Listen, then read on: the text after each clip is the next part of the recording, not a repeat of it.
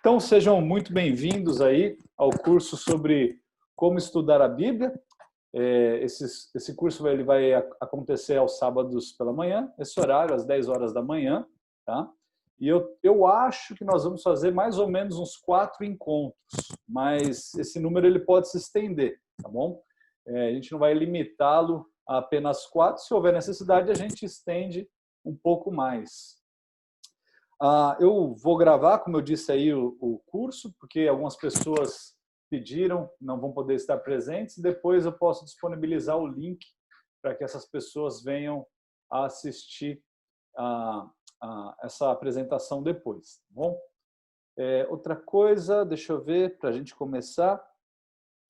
Sim, eu gostaria de deixar claro que aquilo que eu vou ensinar hoje aqui não é necessariamente algo que eu criei do zero, tá bom? Eu vou usar um material já escrito há muitos anos e eu vou apresentar aqui, então, coisas baseadas nesse material e coisas da minha própria experiência, do meu conhecimento, e eu vou misturando essas duas coisas para que a gente possa extrair bastante coisa boa durante esse curso, tá? O livro que eu vou usar como base é um livro chamado The Bible Study Methods e ele não tem uma versão em português.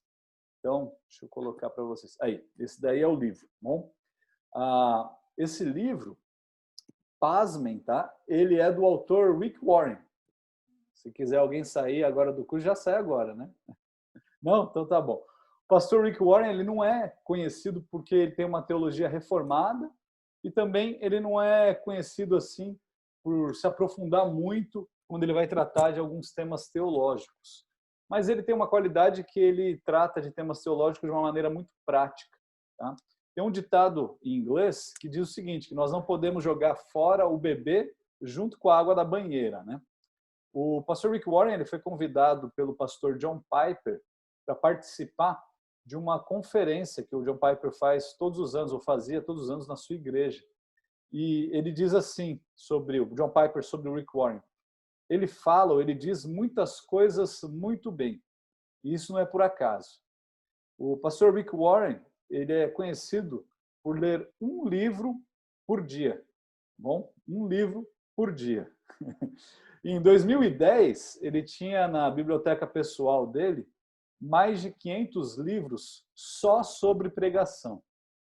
E ele falou para o John Piper, numa ocasião, num velório, na verdade, que todos os anos ele escolhia um teólogo bem importante do passado e ele lia todas as obras daquele teólogo. Então, o John Piper ficou impressionado, porque, assim, nas mensagens dele, ele não apresenta tanto conhecimento, né? Mas o John Piper até brinca e fala assim, olha, mas ele não é aquilo que ele apresenta ser.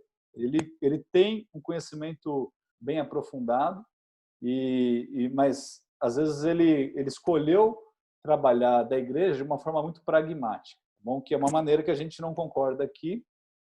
Ele é o autor daquele livro Uma Igreja com Propósitos, Uma Vida com Propósitos. Agora, é interessante que naquele livro, Uma Vida com Propósitos, ele começa o livro falando que o fim último do homem é honrar e glorificar a Deus. E aí ele vai trabalhar de uma forma bem prática naquele livro e que muitas vezes a gente olha e fala, não, esse livro não serve para nada. Tem coisas boas que dá para a gente tirar, sim. E eu diria que esse livro que ele escreveu, que eu estou usando aqui, é um dos materiais que eu uso, de como estudar a Bíblia, é um livro muito prático e que vai nos servir muito bem para aquilo que nós vamos fazer hoje. Tá bom? Então, não é porque a gente não concorda em alguns pontos doutrinários com ele que a gente deve se afastar de tudo aquilo que ele produz. Ele produziu muita coisa que dá para ser utilizada e coisas que vão nos ajudar no nosso dia a dia. Tá bom? A verdade, ela permanece verdadeira, se eu posso dizer assim, né? Por quê? Porque toda a verdade é verdade de Deus. Então, a gente pode encontrar alguém que a gente não concorda falando verdades, porque toda a verdade ela procede de Deus. Eu vou então utilizar algumas citações do autor, mas eu também vou colocar vou fazer minhas colocações em determinados momentos, mas eu não vou ficar parando aqui dizendo assim, o autor disse isso, eu disse isso, tá bom? Eu vou simplesmente ir jogando as informações de uma maneira assim mais comum, mais tranquila, tá bom? Na aula de hoje, eu vou dar uma introdução então ao estudo bíblico, eu vou apresentar um método nessa aula e eu vou apresentar aqui alguns princípios que vão servir para nós utilizarmos para aplicação em todos os outros métodos que nós vamos ver nas próximas semanas. Então, a aula de hoje ela serve como uma introdução, um princípio, e dentro desse princípio tem alguns passos ali, alguns pontos importantes que a gente vai abordar em todas as outras aulas, tá bom? O objetivo, então, dessa aula de hoje é de te capacitar a descobrir como aplicar a palavra de Deus por conta própria. Nós, como cristãos, não precisamos depender de ninguém para aprender e aplicar a palavra de Deus. Nós temos um sacerdócio real. É óbvio que Deus colocou pessoas qualificadas, as chamou, né, para servir de pastores, de ministros, mas isso não significa que nós precisamos depender desses homens para aprendermos da palavra de Deus. Você, como cristão, tem já o Espírito Santo e está totalmente capacitado a aprender as verdades da palavra de Deus. Se houver, então, alguma pergunta, você pode me interromper. Eu só peço que a gente foque mais específico naquilo que a gente está tratando e não necessariamente em questões doutrinárias que possam surgir aí dentro dos versículos que a gente vai ler. Porque senão a gente vai sair do tema, vai fugir e aí às vezes se perde, tá bom? Então, se tiver alguma dúvida, é só entrar em contato aí, mandar uma mensagem ou fazer essa pergunta. Vamos orar então e aí nós vamos entrar no nosso estudo. Senhor nosso Deus, obrigado por esse dia, obrigado por essa oportunidade que temos de aprender da Tua Palavra.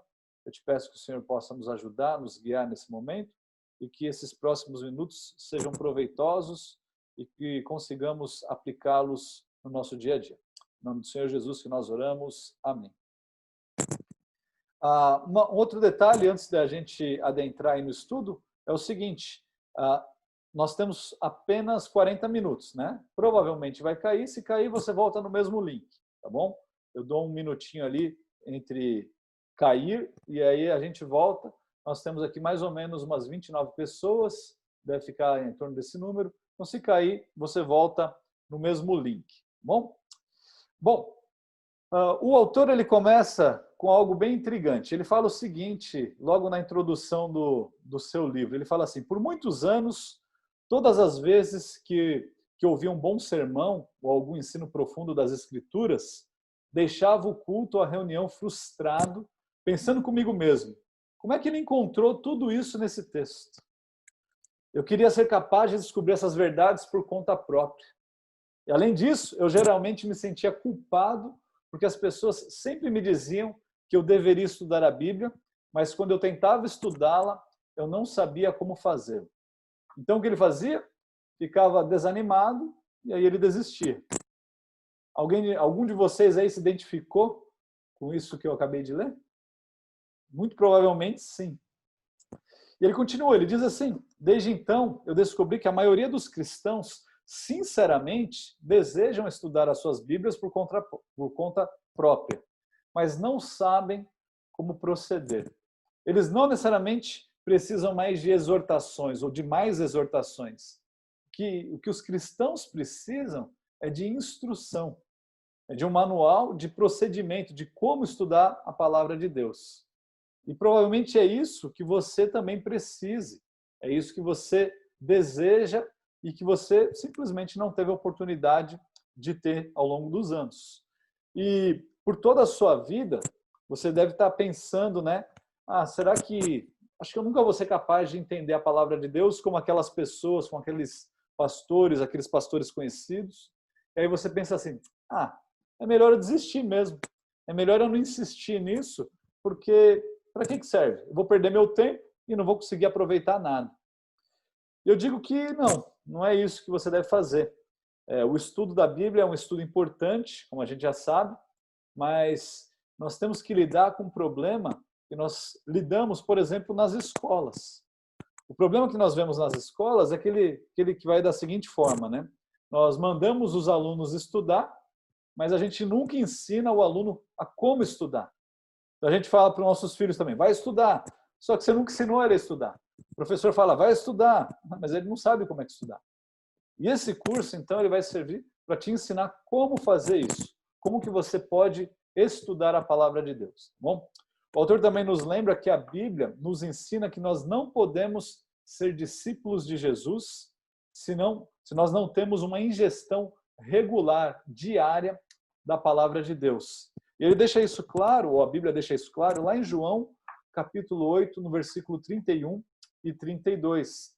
A Bíblia diz o seguinte, disse, pois, Jesus aos judeus que haviam crido nele, se vós permanecerdes na minha palavra, sois verdadeiramente meus discípulos, e conhecereis a verdade, e a verdade vos libertará. Você já está lembrando do Bolsonaro, né, citando esse versículo. Meio fora de contexto, né? Mas ele cita esse versículo toda hora. O que acontece? Se nós não nos adentrarmos, se nós não lemos, se nós não estudamos a palavra de Deus diariamente ou com frequência, nós não conheceremos a verdade. Então, outro ponto que chama a atenção é o fato de que quando nós olhamos para a história da igreja, nós encontramos um denominador comum entre todos aqueles homens que nós chamamos grandes homens e mulheres de Deus. Todos eles conheciam as Escrituras e todos eles gastavam tempo diário com o Senhor, com a sua palavra e de uma maneira regular. Um discípulo, ele cresce quando ele mergulha na palavra de Deus e esse mergulhar se torna um hábito de vida. Ele começa, então, a aplicar os princípios da palavra de Deus no seu dia a dia. Então, outro ponto interessante que o autor cita também logo na introdução do livro, ele diz o seguinte, parece que geralmente somos culpados por estarmos mais interessados, olha que interessante, em defender a palavra de Deus do que em estudá-la, eu diria, em aplicá-la. Então, muitas vezes a gente fica bravo, né, ou com as pessoas que não concordam com a gente, querendo defender a Bíblia, mas a gente gasta muito tempo com isso, mas não gasta tempo estudando a Bíblia e aplicando a Bíblia. E esse é um problema que nós temos. Nós nos esquecemos daquilo que aparece lá em 2 Timóteo 3, 16 e 17. Lá diz assim, toda a Escritura é inspirada por Deus e útil para o ensino, para a repreensão, para a correção, para a educação na justiça, a fim de que o homem de Deus seja perfeito e perfeitamente habilitado para toda boa obra. Paulo está citando aí 4 palavras-chave. Ele diz aí o ensino, a repreensão, a correção e a educação na justiça. Eu já vou dar um spoiler aí, a gente vai tratar desse texto amanhã na mensagem, tá bom? Então, o que Paulo está fazendo? Ele separa 4 palavras que ele diz que são palavras que estão aí caracterizando a utilidade da Bíblia.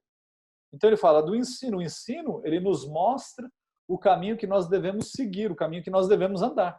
Esse é o ensino, são os princípios da palavra de Deus. A repreensão, ela nos mostra onde que nós abandonamos o caminho.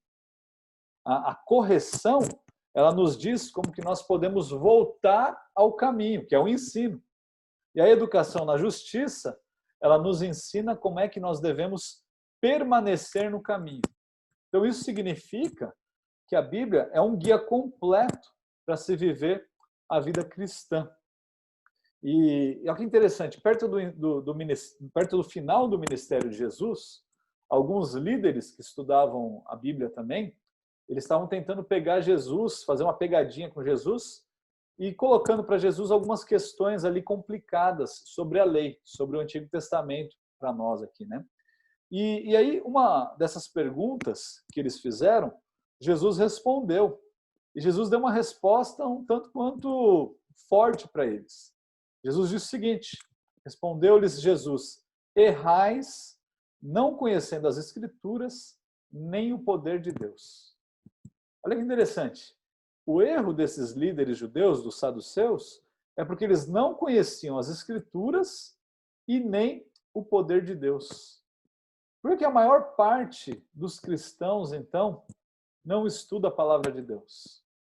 Isso é uma pergunta que pode te enquadrar. Eu tenho aqui algumas razões, né? Diria que a primeira delas seria porque as pessoas não sabem como estudá-la. Então, como é que eu vou estudar se eu não sei? A Bíblia é tão grande, 66 livros, como é que eu começo? Aí algumas pessoas pensam, vou começar por esse livro, tem um título interessante. Vou começar por Levíticos. É Levítico? Não, né? Talvez não seja o melhor livro para você começar a estudar a Bíblia. Talvez você possa pegar algum salmo, como a gente vai ver no final, ou talvez pegar o livro de João, ou 1 João, que é um livro mais fácil, com a linguagem mais fácil. Mas muitas pessoas, elas caem no erro e começam por um livro mais difícil. Eles não sabem simplesmente como estudar. Interessante também que outras pessoas, elas não se sentem motivadas para estudar a Bíblia. Elas pensam que, por que eu vou estudar? Qual que é o benefício que eu vou tirar disso? Na verdade, elas nunca experimentaram uma alegria que vem em descobrir as verdades de uma forma pessoal. As pessoas nunca entenderam o que é essa alegria de você ler, entender um princípio bíblico e descobrir isso por conta própria. A terceira razão é porque as pessoas são preguiçosas. Isso daí enquadra muita gente. Agora, a preguiça é um daqueles pecados que não tem problema, né? Todo mundo se gaba de dizer, principalmente adolescentes, eu sou preguiçoso mesmo, eu gosto de dormir, eu gosto de fazer nada. Eu quero que o mundo acabe comigo deitado, né? Alguma coisa assim. Olha, isso é um pecado, né? Lá no livro de Provérbios a gente lê uma advertência: vai ter com a formiga, ó preguiçoso. A formiga ela guarda, né? Ou ela arrecada aquilo que ela consegue no verão, porque quando o inverno chegar, aí ela vai ter o suprimento que ela necessita. O preguiçoso não. Não, eu posso. Por que eu posso? Por que eu vou fazer hoje aquilo que eu posso deixar para amanhã? Esse que é o pensamento do preguiçoso. Então eu sempre deixo para amanhã, sempre vou postergando. Ele acha desculpa em tudo. O livro de Provérbios fala, né? Não, eu não vou sair lá na rua, não. Lá tem um leão solto. O preguiçoso é aquele que, Provérbios diz que ele é que nem a dobradiça da porta, né? Na cama. Como se uma dobradiça tivesse presa na cama. Ele vira de um lado para o outro, de um lado para o outro.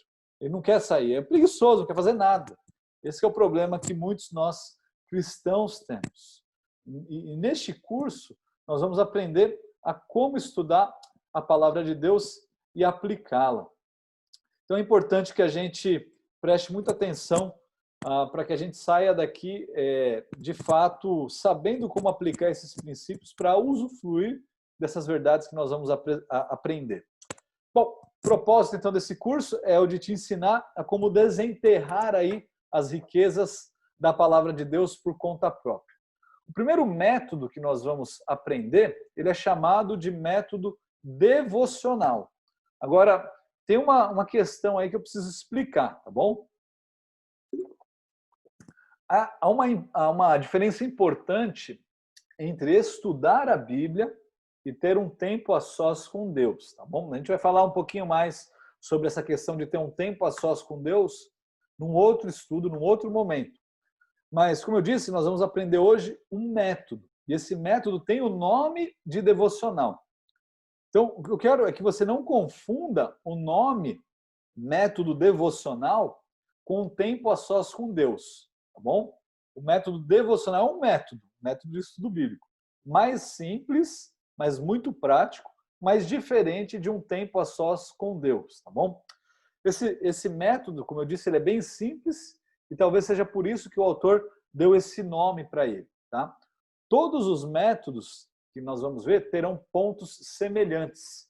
Por exemplo, vai ter uma definição, vai ter um objetivo e vai ter um resumo, tá? Então todos eles vão seguir esse padrão.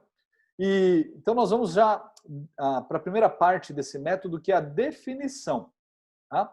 Então o método devocional, ele consiste em você selecionar uma passagem das Escrituras, de preferência uma passagem que não seja muito grande, e aí eu diria aí de cerca de no máximo uns 10 versículos, depende do texto que você vai pegar. Então, por exemplo, se você for pegar uma narrativa, é óbvio que uma narrativa vai ter mais do que 10 versículos. Mas a ideia é que você pegue um texto em que seja fácil de você trabalhar, que seja curto. Quando eu digo curto, é você trabalhar com um parágrafo ou 2 parágrafos ou uma passagem que aborda um conceito, um princípio. Tá? E aí o que você faz? Em oração, você vai meditar sobre essa passagem até que o Espírito Santo te mostre maneiras de aplicar esse princípio na sua vida pessoal de forma prática, de uma forma tangível e de uma forma provável. Bom? Então, o objetivo desse método é que você seja capaz de pegar a palavra de Deus, levá-la a sério e colocar aquilo que você vai aprender em prática no seu dia a dia. Se você não colocar em prática, vai ser só um exercício intelectual. E para que serve isso? Para tirar nota na prova no seminário, ou para se gabar perante alguma pessoa, ou seja, não serve para nada. Então, a questão é aplicação. Tiago ele tem algo a dizer sobre isso lá no livro de Tiago, no capítulo 1, no versículo 22. Ele diz assim, tornai-vos, pois, praticantes da palavra e não somente ouvintes, enganando-vos a vós mesmos. Então, como nós já vimos aí no nosso primeiro encontro, ou nesse primeiro encontro, é que a aplicação ela tem aparecido e tem surgido, já falei algumas vezes de aplicação, e ela é essencial para qualquer tipo de estudo bíblico que nós venhamos a fazer. Tá bom? Sem aplicação, o nosso tempo a sós com Deus, ou até mesmo o estudo que nós fazemos, só vai se limitar a algo intelectual, não vai passar de algo intelectual. Então, a aplicação ela é essencial. Deixa eu só ver aqui. Apareceu. A gente tem mais 10 minutos aqui, tá? Então, quando estiver acabando, eu falo, a gente faz aquela pausa e volta, tá bom? Então, a aplicação ela é essencial, tá? Ela é importante por vários motivos. Vamos lá. A Bíblia ela nos foi dada para mostrar como que nós devemos ter um relacionamento com Deus e para a gente aprender como que nós devemos viver a nossa vida de uma maneira que agrada a Deus no mundo em que nós vivemos. Então, ela não é algo conceitual somente, ela é algo prático, tá bom? Porque é aqui neste mundo, hoje, em 2020, que nós devemos colocar em prática esses princípios bíblicos. Assim, o estudo bíblico sem aplicação, segundo o autor, não passa de um exercício acadêmico sem valor espiritual. Isso mesmo. Se aquilo que você está aprendendo não for aplicado, só serve para tirar nota em prova. Bom, a Bíblia ela foi escrita para ser aplicada na sua vida. Tem um outro autor muito conhecido também, tem um outro livro bem conhecido, Howard Hendricks. Ele escreveu um livro sobre como estudar a Bíblia, o livro chama Vivendo na Palavra. Esse livro tem em português, tá bom? Ele disse assim, interpretação sem aplicação é um aborto. Olha que palavra forte. Interpretação sem aplicação é um aborto. O estudo da palavra de Deus, então, ele deve te levar a aplicar as verdades de Deus na sua vida. E o resultado esperado é de que as escrituras te mudem, que as escrituras te conformem à vontade de Deus e à semelhança de Cristo. Então você não pode conhecer a palavra de Deus a menos que você aplique a palavra de Deus na sua vida. O autor, ele menciona aqui também um outro exemplo bíblico, lá no livro de Mateus, no capítulo 22, e que em certa ocasião, um grupo de saduceus que não acreditavam na ressurreição de Jesus, fez o quê? Essa pergunta traiçoeira que nós lemos lá no começo. E aí Jesus falou para ele o quê? Que eles estavam errando justamente por não conhecerem a palavra de Deus e por não confiarem naquele poder de Deus. Ou seja, eles tinham conhecimento intelectual de Deus sobre os fatos das escrituras judaicas do Antigo Testamento, mas eles não aplicavam esses princípios, eles não liam as escrituras e aplicavam seus princípios de uma maneira pessoal. Também é importante a gente lembrar que a Bíblia é a palavra de Deus e por isso ela pode ser perigosa. Porque, sendo a palavra de Deus, se você estudá-la sem aplicá-la, ela se torna em algo perigoso. Lá em 1 Coríntios 8, no versículo 1, nós lemos o seguinte: o saber ensoberbece, mas o amor edifica.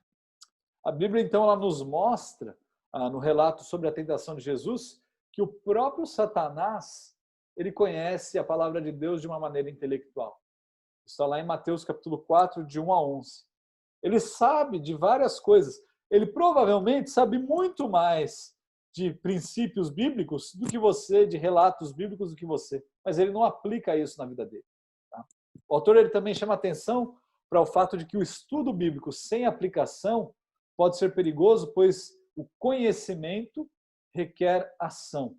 Tem a frase conhecida, né, do filme lá do Spider-Man, que com autoridade ou com poder vem responsabilidade. Aqui nós temos uma outra frase, né? O estudo bíblico sem aplicação pode ser perigoso, por quê? Porque o conhecimento requer ação. Se você tem conhecimento, você está fadado a agir da maneira que conhece. Lá em Mateus 7:24, Jesus disse assim: todo aquele, pois, que ouve estas minhas palavras e as pratica, será comparado a um homem prudente que edificou a sua casa sobre a rocha. Então Jesus está comparando aqui um discípulo obediente a um homem sábio, ou seja, aquele que aplica aquilo que ele sabe, aquilo que aplica os princípios aos quais ele foi exposto. Davi também é mencionado pelo autor como alguém que aplicava a palavra de Deus na própria vida. E por conta disso, ele conhecia Deus. Isso está lá no Salmo 119, 59 e 60. A palavra de Deus diz assim: considera os meus caminhos e volta os meus passos para os teus testemunhos. Apresso-me, não me detenho em guardar os teus mandamentos. Por fim, o autor também nos lembra que o estudo bíblico sem aplicação pode ser perigoso, pois o conhecimento ele aumenta a sua responsabilidade. Como é que isso acontece? Tiago diz assim: aquele que sabe que deve fazer o bem e não faz, peca. Ou seja, você tem o conhecimento, não aplica esse conhecimento da maneira adequada, você peca. O grande poeta cristão John Milton, ele disse certa vez o seguinte: o fim de todo aprendizado é conhecer a Deus e desse conhecimento amá-lo e imitá-lo. Assim, o objetivo do estudo devocional, como de todos os outros métodos, é aplicar a palavra de Deus a fim de conhecê-lo, de amá-lo e a fim de que nós nos tornemos mais semelhantes com o próprio Cristo. Mas a aplicação é um trabalho duro, né? A aplicação ela não ocorre assim por acidente, por osmose, tá bom? Você não vai simplesmente ler a palavra de Deus e pum, ela vai ser aplicada na minha vida. Agora, desceu alguma coisa aqui em mim e está fácil de aplicar as verdades que a gente encontra na palavra de Deus. Não funciona assim. Isso não funciona nem para pastor conhecido, nem para o pastor desconhecido, nem para membro nenhum que está na igreja há muito tempo ou que acabou de chegar. Bom, a aplicação ela deve ser planejada ou ela nunca vai acontecer. Tá? E para aplicar um texto, é necessário você queimar uns neurônios, é necessário você pensar. E às vezes leva tempo de meditação, isso exige concentração, isso requer oração sobre uma passagem. E antes que você seja capaz de enxergar uma maneira de aplicar a passagem, algumas passagens que você estudou da Escritura, você vai precisar considerar várias questões e ponderar sobre elas. Então, aplicar um texto é um trabalho duro também, porque nós naturalmente resistimos às mudanças. Nós normalmente não queremos mudar.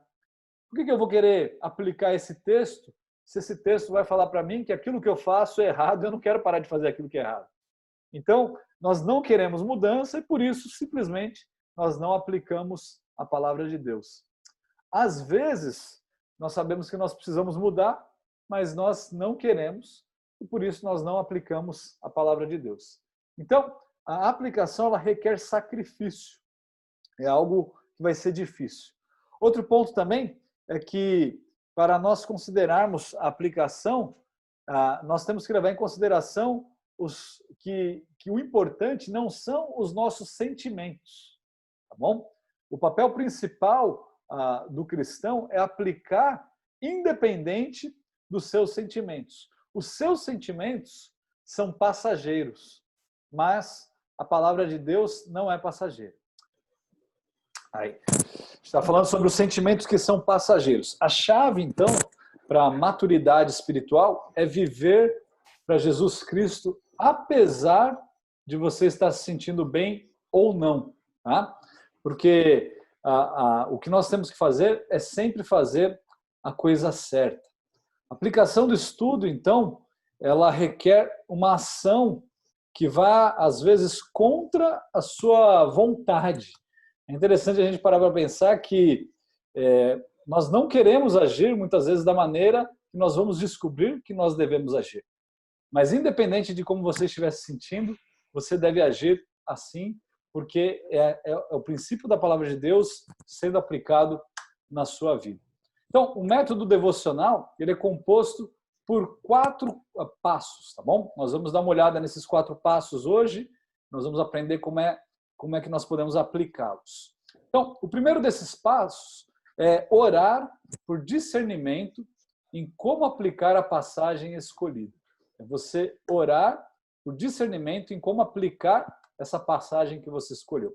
Então, a questão é que você deve orar a Deus, pedindo que Deus te ajude a aplicar a passagem, pedindo para que Deus te mostre especificamente o que Ele deseja que você faça.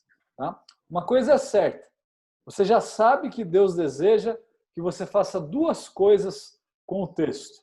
Uma delas é obedecer a palavra de Deus e a segunda é partilhá-la com outras pessoas. Você precisa obedecer e você precisa compartilhar a palavra de Deus com outras pessoas. Então, quando você orar, você diga a Deus que você está pronto para obedecê-lo. Você deseja compartilhar a aplicação que você vai tirar do texto com outras pessoas. Agora, para fazer isso, tem que ser algo legítimo, né? Então, para fazer isso, você precisa, de fato, orar a Deus de uma maneira verdadeira. O segundo passo, então, é meditar nesses versículos que você estudou.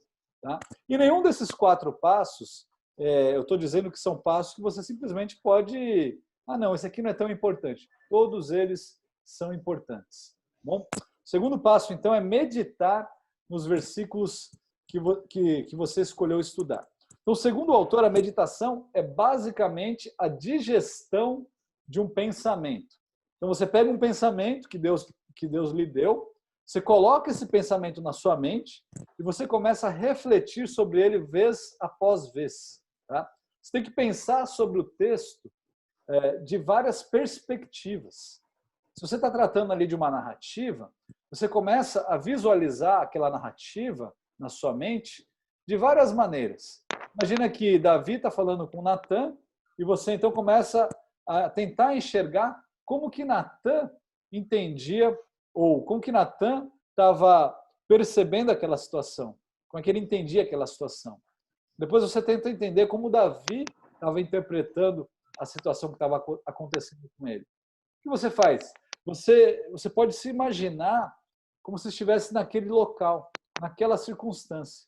Imagina que aquilo ali está acontecendo e você é um dos soldados que está ali do lado, você é aquela pessoa que está ali escondidinha, ouvindo tudo que está passando ali. Aí você começa a entender um pouquinho mais. Porque às vezes a gente lê textos como, por exemplo, Davi ficou ali chorando e orando e clamando a Deus para que o filho dele não morresse, e a gente não consegue entender o que é perder um filho. A gente não consegue entender ou considerar a dor e a angústia que ele estava passando. Porque depois fala que quando o filho dele morreu, o que ele fez? Ele simplesmente foi comer. A gente fala assim, que cara insensível. Ou, mas por que ele foi comer? Então, se você não se colocar naquela posição, naquele lugar, muitas vezes você vai perder a explicação, o entendimento daquela passagem. Tá? Então, o que você faz? Você destaca palavras, você destaca ali princípios, você dá ênfase em algumas palavras dentro do versículo ou dos versículos que você está estudando. Uma outra forma é você fazer uma paráfrase, ou seja, você coloca aquele texto que você está estudando nas suas palavras. Então você pega o texto e tenta colocar nas suas palavras. Como é que você diria ou explicaria aquele texto para alguma pessoa que não entende aquele texto? De uma forma bem prática. Bom, o autor ele sugere o uso de um acróstico que ele mesmo criou, que eu acho que é um acróstico muito bom para ser aplicado em qualquer passagem das Escrituras. O nome em inglês desse acróstico é Space Pets, mas não vai fazer muito sentido se a gente traduzisse, porque é bichinhos de estimação do espaço. E não teria como usar ali as primeiras letras, né, para explicar esse acróstico. Então, eu coloquei esse acróstico no slide para ficar um pouco mais fácil da gente visualizar. Essas perguntas aqui, eu sugiro que você as anotem, tá?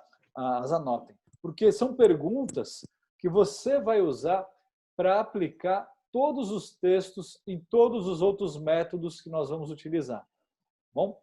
Então, ele começa com o seguinte: pecado a confessar, promessa a reivindicar ou a aceitar, atitude a mudar, comando a obedecer, exemplo a seguir, oração a fazer, erro a evitar, verdade a acreditar e algo pelo qual eu posso louvar a Deus. Então você percebe que essas perguntas, elas tornam um texto que você pegar em algo bem prático. Por exemplo, se você pegar o texto que está tratando João 3,16, porque Deus amou o mundo de tal maneira que deu seu Filho unigênito para que todo aquele que nele crê não pereça, mas tenha a vida eterna. Bom, você dá uma olhada nessas perguntas. Tem um exemplo a seguir? Bom, acho que o exemplo de Cristo se entregando a favor de pessoas que não eram merecedoras de absolutamente nada é um exemplo a ser seguido. Você já tem ali um exemplo do próprio Senhor Jesus Cristo. Você tem erros a evitar? Bom, sim, porque ali dentro dessa passagem você tem doutrinas explícitas. Então você pode extrair as doutrinas e aplicar de uma maneira prática na sua vida. Você pode, você tem uma verdade a acreditar? Sim, que Cristo, ele amou ao mundo de tal maneira que ele enviou o seu próprio Filho, que é o próprio Deus, para morrer em favor dessas pessoas. É algo que você pode louvar a Deus? É claro, você pode louvar a Deus. Por quê? Porque Cristo morreu no seu lugar. Você percebe? Essas perguntas são guias que te ajudam a aplicar a palavra de Deus. Então, essas perguntas, elas devem ser feitas e respondidas com o texto que você escolheu, a fim de tirar essas aplicações de forma prática para a sua vida.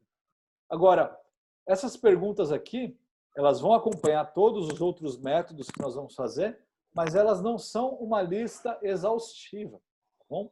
Elas são um guia. Por exemplo, a gente poderia acrescentar essas perguntas a perguntas como: há alguma coisa que eu aprenda em relação ao Espírito Santo? Em relação a Jesus Cristo? Em relação a Deus Pai, nesse texto que eu estou estudando? Outra coisa também é que essas perguntas, elas não necessariamente vão responder ou serão respondidas em todos os textos que você escolher, tá bom? Então, às vezes você vai pegar uma passagem em que você não vai conseguir tirar ou extrair a resposta para todas essas perguntas. Mas você, de uma maneira bem prática, né, consegue selecionar ali pecados que eu devo confessar na minha própria vida em relação àquilo que eu estou vendo naquela passagem que eu estou estudando. Bom, olha só como nós temos um outro exemplo bem simples e prático disso, com uma oração a ser feita, por exemplo. Lá no Salmo 23, que todo mundo conhece, nós podemos orar da seguinte forma: obrigado, Senhor, por ser o meu pastor, porque o Senhor não me deixa faltar absolutamente nada. Obrigado por me fazer deitar em pastos verdejantes, por me guiar às águas tranquilas, por restaurar a minha alma. Você está aplicando isso na sua vida. Obrigado por me guiar no caminho do justo, por conta do seu nome. Então você vai pegar esses textos que você escolher e você vai começar a responder essas perguntas. Você percebe que a aplicação, como eu disse, não é algo que cai do céu? Você tem que planejar. E esse planejamento é isso. É você fazer essas perguntas e ir respondendo essas perguntas. E ao responder essas perguntas, outras questões vão surgir. E você consegue respondê-las e aplicá-las na sua vida. Outro ponto importante dentro do nosso método, ou outro passo, é que você precisa escrever essa aplicação. Tá bom? Você precisa meditar, e meditar é considerar, é ruminar, é digerir os pensamentos, os princípios, levando essas perguntas. Agora você precisa escrever uma aplicação. Tá? Então, escreva uma aplicação daquilo que você descobriu através da meditação que você fez. Escreva uma aplicação ou no papel ou digite, para ser algo mais específico. É muito interessante que muitas pessoas, né, muitos, não só teólogos, mas pessoas com muito sucesso no mundo corporativo, elas dizem assim: até que você escreva aquilo ou algo, você não internalizou aquilo. E você vai esquecer.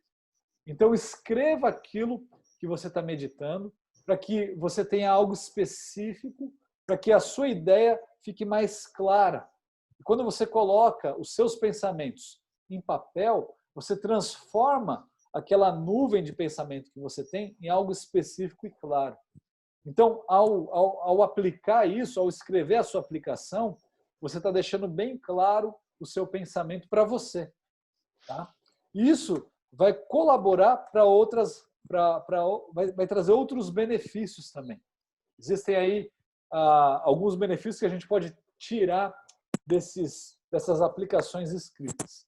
E também existem aí 4 fatores de se escrever uma boa aplicação. Então, como é que nós podemos escrever uma boa aplicação? Lembra que o que eu estou falando aqui não é uma mensagem, tá bom? Não é de como você preparar uma mensagem. Apesar de você poder pegar esses princípios e utilizá-los de maneira prática para depois preparar uma mensagem. Mas o que eu estou sugerindo aqui é que você pegue esses princípios e coloque esses 4 passos que eu vou demonstrar aqui de uma aplicação para que você aplique na sua vida, que você escreva uma aplicação do texto que você está estudando para aplicá-la na sua vida. O primeiro deles, então, é o seguinte: a sua aplicação ela deve ser algo pessoal. Ou seja, você não vai olhar para aquelas perguntas lá, né? Pecados a confessar. Minha esposa tem que parar de... Não, é uma aplicação pessoal, ou seja, diz respeito a você, não a outra pessoa. Bom, use, então, a primeira pessoa do singular. Eu, meu, tá bom? Eu tenho que fazer isso. Eu tenho que parar de fazer isso. Bom, em segundo lugar, a aplicação ela deve ser prática. Bom, deve ser algo que você consiga fazer. Não adianta nada você falar assim que vai ler, vai começar a estudar a Bíblia. Então, a Bíblia. A minha aplicação é: eu tenho que começar a estudar a Bíblia. Para isso, eu vou estudar 10 capítulos por dia. Pode parar, que isso aí não vai dar certo. Se você falar assim que você vai ler 10 capítulos por dia, já é bastante. Quanto mais estudar 10 capítulos por dia. Então, ela tem que ser prática. Bom? Em terceiro lugar, a aplicação ela deve ser tangível, possível. É algo que seja capaz de ser realizado. Tá bom? Que é algo que você consegue medir também. Né? É algo palpável.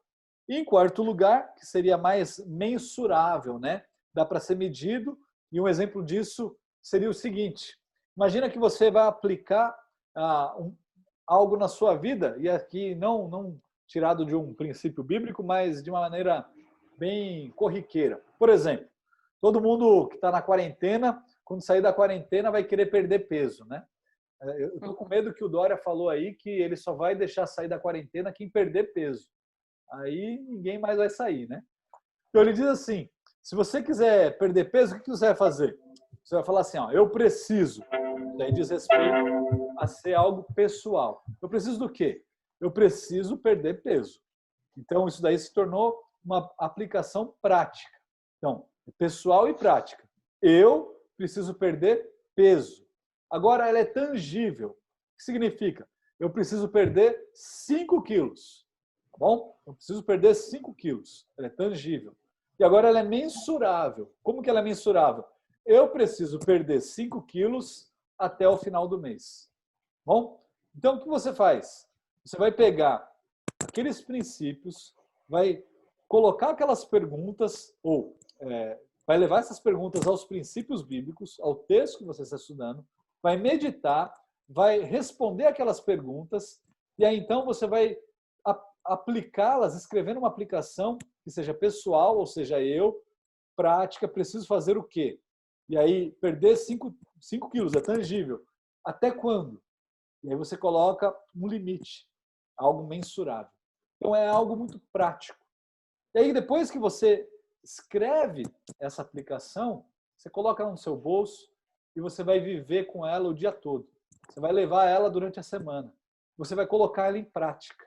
Você não vai jogar fora. Você não vai colocar no seu caderninho, colocar seu caderninho lá na sua estante e esquecer dele. Não, você não joga as suas anotações fora. Por quê?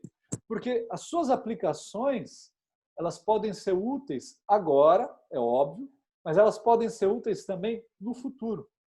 Imagina que aquilo que nós falamos, a palavra de Deus, ela deve ser estudada para o seu benefício próprio, mas você deve compartilhar aquilo que você aprende com as outras pessoas. Então, quando outras pessoas passarem por necessidades, elas vão poder chegar a você, abrir o jogo e falar que estão com algum problema. O que você faz? Nossa, eu estudei um texto e eu apliquei isso na minha vida. Ou eu tenho uma aplicação para esse problema.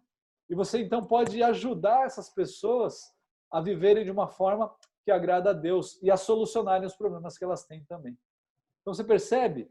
Todo esse estudo que nós vamos fazendo é algo prático que vai ajudar as pessoas a mudar a vida delas.